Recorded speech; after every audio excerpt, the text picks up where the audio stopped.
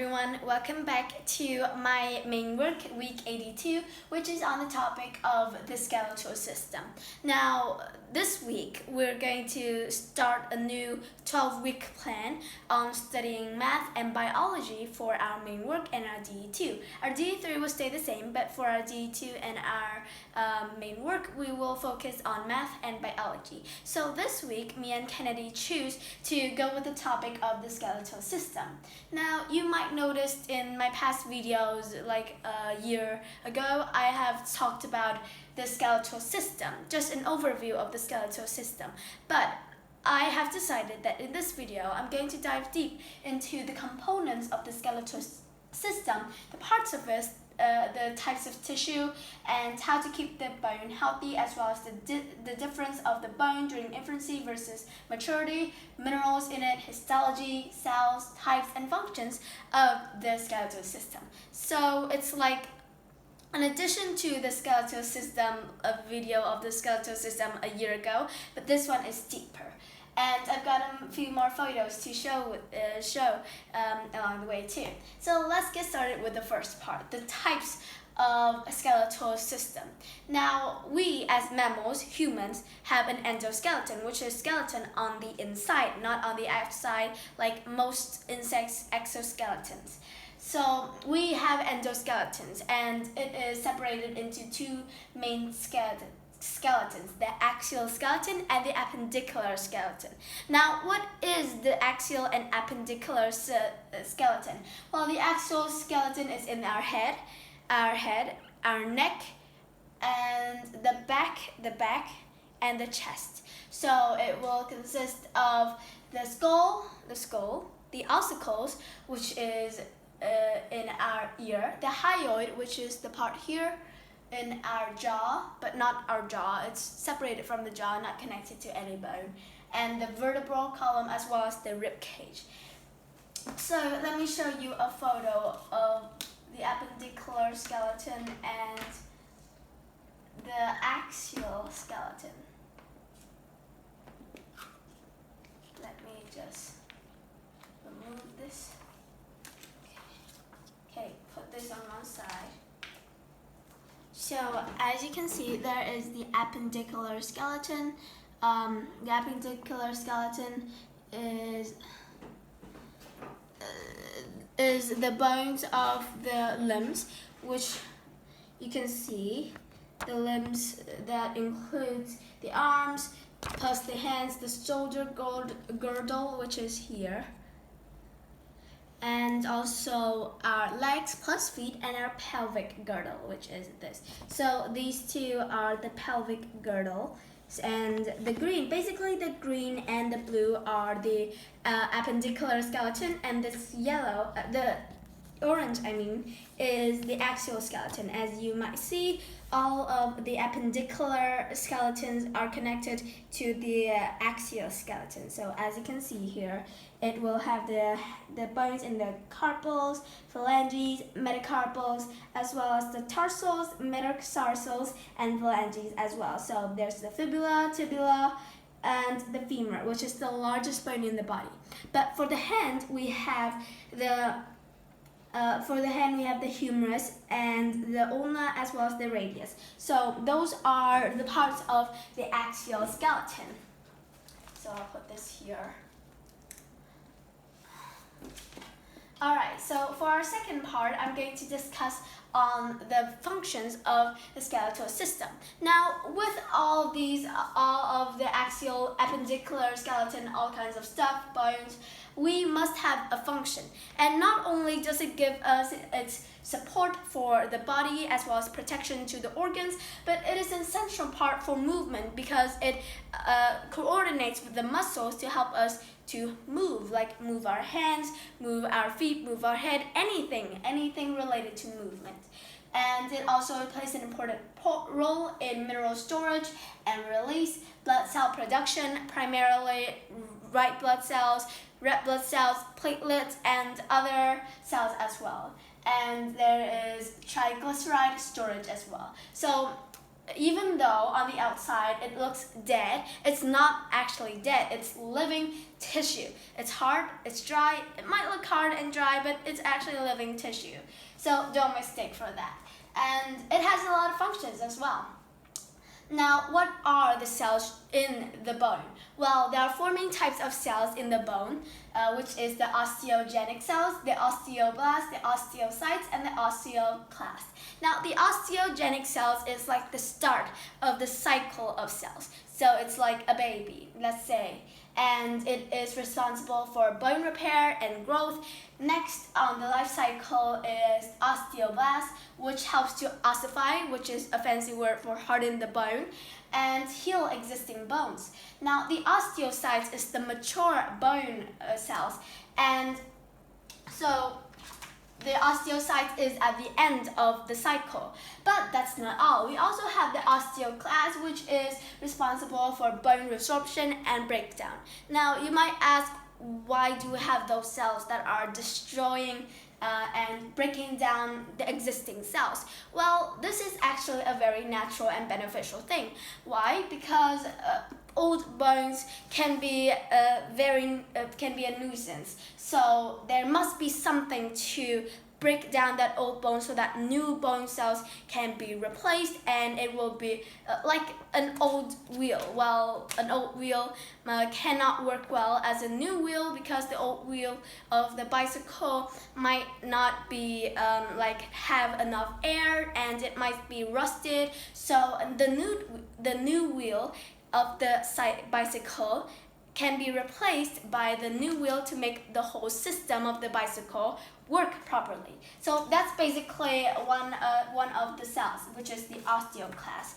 And here are the pictures of the cells in a type of bone cells. There's the osteogenic cells, the osteoclast, osteocyte, and the osteoclast. Now, these three are connected to each other, but the osteoclast aren't. It's not a part of the life cycle, but it's still a part of the bone cell, so we must include it there. Okay, so that is for the types of bone cell. I'll put it right here. Next is the histology of the skeletal system. Now, the skeletal system consists of approximately 15% water, because water is important for cell growth, activity, things like that. 30% collagen fibers and 55% crystallized mineral salts. You might ask, why is there crystallized mineral salts and collagen fibers in the skeletal system? Well, if the bone doesn't have the mineral, well, it will be flexible, and the bone would be just wobbly. So without the minerals, it would be flexible and just like cartilage. But if we don't have collagen, well, the bone would be brittle, and it will be vulnerable to outside things, like it will be vulnerable to physical damage, and it will cause it to fracture, and it will be fragile. So that is why collagen fibers and crystallized mineral salts are an important part of the bone histology. So the next one is the types of bone tissue. There are two main types of bone tissue, the compact and the spongy bone tissue. Now, the compact bone, there might be other terms. You might hear some terms like cortical or dense bone, but whatever it is still compact bone. Now, what is compact bone? Well, let me give you a picture of the compact bone. Okay. So here is the compact bone. Like its name, it suggests that it is very compact, as you can see here. It's dense, and it is almost in every exterior layer of bone. As you can see, here's a picture of the femur, and it is on the outside of the bone. So it surrounds the part of the bone, as you can see here. Here's the dense bone. Now, it will be solid and dense, and it will resist bending. So it will resist bending, help us to have strength, toughness, and yeah, so what is the spongy bone? Well, the spongy bone is the part as you see here. The spongy bone is this part where there are hollow lines and things like that. That is where the red bone marrow will be. It will be produced here and in these large spaces. So that's where the production for red bone marrow primarily occurs. And so those are why those large spaces are there, and it is usually in short, irregular bones, but also at the ends of the long bones, as you can see here. And here's the bone marrow as well. So the bone marrow will be all parts here, including this. And speaking of which, we're going to talk about the parts of the skeletal system, and we're going to use this as well. So the parts of the skeletal system, as I've said before, axial and appendicular skeletons, tendons, muscles, tendons, ligaments, cartilage, and vasculature. Now, let's break this down a little bit. It might be a little hard to obtain. So firstly, tendon. Tendon is the connective tissue that connects muscle to bone. So as you can see, muscle to bone allows for movement. Next is the ligament, which connects bone to bone. And there's cartilage. Well, what is cartilage? Well, cartilage is this blue part over here, the slight blue part over here. And what does it do? Well, its main purpose is to cushion our joints so that the bones won't like brush against each other, and that will be very damaging to the bone. So that is for the tendons, ligaments, and cartilage. What about vasculature? Well, vasculature will include things like nerves, veins, and arteries. Now, like I said before at the beginning of the video, I've said that bones are living tissues and they are alive, not dead. They might look dry, but they are alive. And the primary part of that is also the vasculature, nerves, veins, and arteries. As you can see here, there are the blood vessels, and those blood vessels and those nerves allow our brain to connect with, know how to move and contract them with the muscles so that we can move our bones, have movement. The blood vessels will provide blood, oxygen, nutrients for the bone and the bone marrow to produce, and as you can see here, it will puncture through the bone as well into the bone marrow and various parts of the bone as well. So those are the parts of the skeletal system. There are many kinds of bones, but those are included in the axial and appendicular skeletons in general. So yeah, that takes care of the parts of the skeletal system. But I also want to talk about the structure of a long bone as well. Here's a compact bone, I said before. The spongy bone, the epiphyses, which is this part, it's just the ends of the long bone, the epiphyses, the metaphysis, which is this part, and the diaphysis, which is the shaft or sometimes the main body of the long bone. And there's also the medullary cavity, the compact and spongy bone. So that is the structure of a long bone. And yeah, that is all the parts of the skeletal system. Next are the minerals in the skeletal system.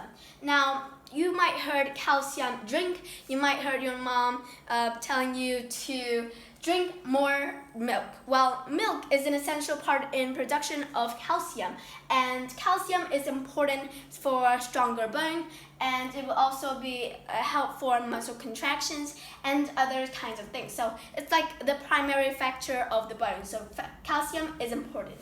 Next is phosphorus, magnesium, manganese, and fluoride. So those are some few minerals in there, but mostly there will be calcium.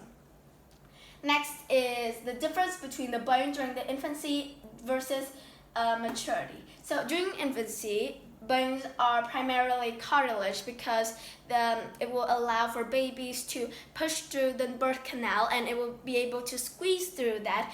And with the hard bone, it won't be able to squeeze through, but with the cartilage, it will be easier.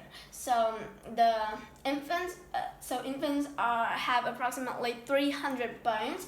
and most of which are going to fuse together when they are mature, and it's very flexible. Cartilage is very flexible, and cartilage is in our nose, the start of our nose here, this part of our nose, the ears, so it's very flexible. It hasn't matured into bones yet. It hasn't ossified yet, so it's less dense than mature bones. But when we are an adult, 5 years after birth, there will be development of bones. The bones have already ossified, about 206 bones in a full-grown adult, because that's when all of the bones have fused together during childhood. It will be tougher, denser, and fulfill all of the functions. So that is the difference between the bone during infancy versus maturity. And wait a minute. So I have this picture to show major stages of a bone development. So the major stages of bone development is, like I've already talked about, osteogenic cells. So this is the osteogenic cells. It will be created into hyaline cartilage model, which is just cartilage. And there's the development of the ossification, primary ossification center, which is in the middle of the bone. And then there is the development of the periosteum, which is just the outer layer of the bone in almost any bone. The cartilage, which will be later. There's also blood vessel entering it. And the secondary ossification center is at the two ends of the long bone. There will be developing there. Then there's the medullary cavity, and there is the last stage. All of the parts of the bone are developed, fully developed, and yeah, that is the major stages of bone development. Lastly, the last part I want to talk about is how to keep our bones healthy. Now, in the minerals part, I've talked about the minerals included in the skeletal system, which is calcium. Now, how to keep our bone healthy? Firstly, drink a lot of milk or dairy products, because those contain calcium, a great amount of calcium, and will help with bone strength. It will help our bone to be stronger, tougher, and denser. So add calcium foods, consume calcium-rich foods like dairy products, soy, nuts to protect bone structure and increase bone strength. Next is vitamin D, which can be consumed through fish and eggs. Fatty fish, mushroom, cheese, eggs, and are abundant in vitamin C, which helps to build stronger bones. Next is staying active. Now, there's a condition called osteoporosis, which is like making the bone more fragile and more brittle. So without the weight-bearing exercises or activeness in our life, in active activity, like walking and dancing, without those activities, our bone and our body will have a higher risk of osteoporosis, which basically means our bone will be brittle, very brittle, and it will even a small contact over time will make it break automatically. So there is a higher risk in women because they have a smaller build, and mostly in Asian or European women, it also depends on genetics and ancestry, so many different factors. And for that, we need to have regular weight-bearing exercises like walking, aerobics, safeguard the bones, and improve balance. Next is quit smoking and limit alcohol. So excessive smoking and alcohol intake can drastically decrease the bone mass and increase the risk of fracture. Lastly, protein. So milk products, like I said before, dairy products, eggs, beans, plentiful in protein, prevent bone loss and preserve bone mass. So yeah, that's basically for the how to keep the bone healthy part, and that wraps up the end of my skeletal system video. But before going, I have a fun fact to conclude this video. The largest bone in the body is the femur, and it is 16,667 times larger than the stapes, which is in our ears. The smallest bone in the body located in the ear. Now, the stapes are roughly the size of a grain of rice, so you can imagine how small it can be. And yeah, that is the end of my video on the skeletal system. Just an overall overview as well as a deep dive into the structures, the types, the tissues, etc. of the skeletal system. I hope that you can learn something new from this video or just review some of the things that you have learned. Thank you again for listening to my video, and I hope to see you soon. Goodbye!